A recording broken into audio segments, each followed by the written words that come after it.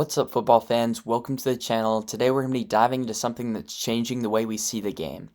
Everyone loves to talk about quarterbacks, their arm talent, their athleticism, but is it really all about the quarterback? I'm here to make a case in today's NFL that coaching is much more important than quarterback play. Let's break it down.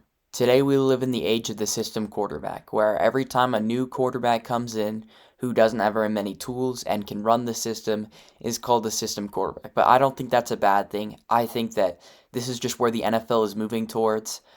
You look at Brock Purdy, he's running the Shanahan system. These are just system quarterbacks are able to function in an NFL offense to make their offense an even higher level.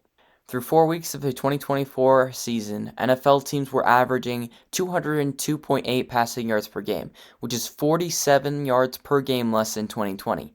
This is on pace to be the fewest passing yards per game since 2001. Through the first 2 weeks of the 2024 season, there was 66 passing touchdowns, which is a 42% decline from the same period in 2018. The average number of career starts for opening day starters in 2023 was 63.1, down from 82.8 in 2022.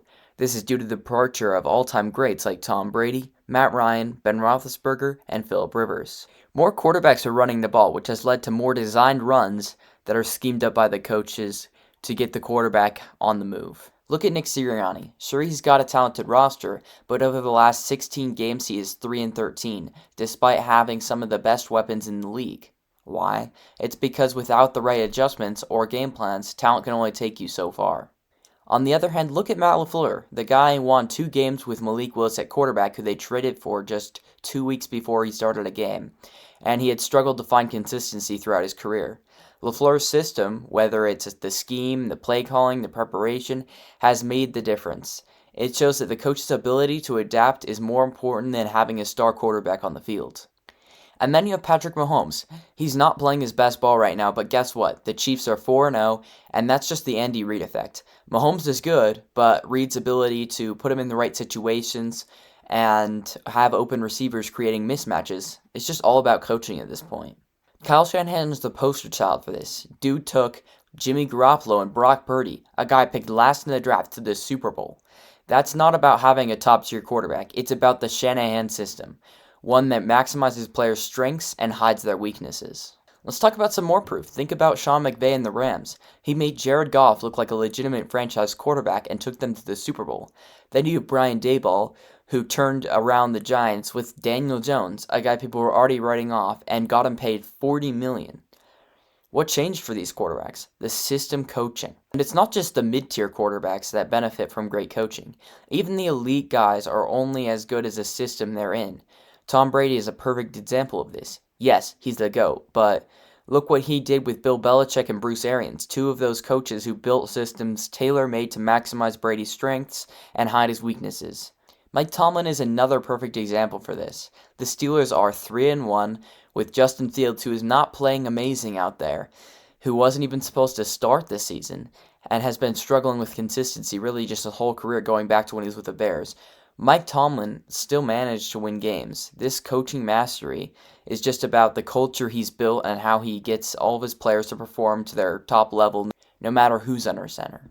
And how about Kevin O'Connell? He's got Sam Darnold looking like an MVP candidate, and they're 4-0. Darnold was a guy who was once considered a bust. That transformation isn't all on Darnold. It's the Kevin O'Connell system that's making it happen. On the flip side of this, you got Mike McCarthy struggling with one of the most talented rosters in the NFL. The Cowboys have talent for days, but when coaching doesn't sync with the players, even elite talent can falter. So what's the takeaway here? We're in an era of the system quarterback. It's no longer just about the star quarterback who can carry a team on his back now.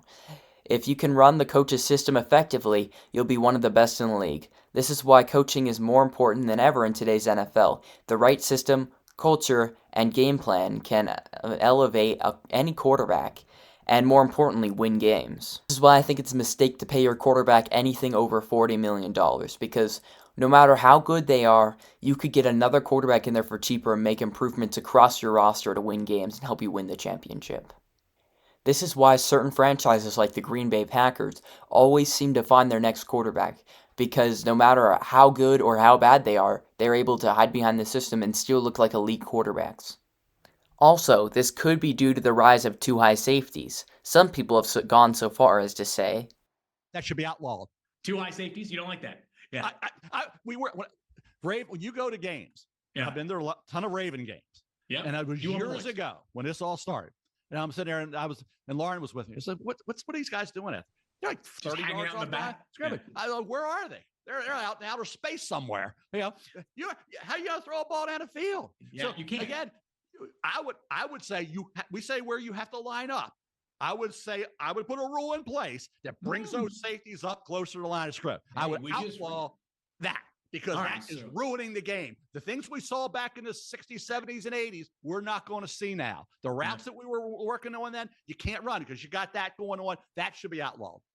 And defenses have evolved in other ways more to equip themselves to play against the pass. If you enjoyed today's breakdown, make sure to like, subscribe, and hit that notification bell. What do you guys think? Is the NFL more about coaching than quarterback play? Let me know in the comments below, and see you in the next one.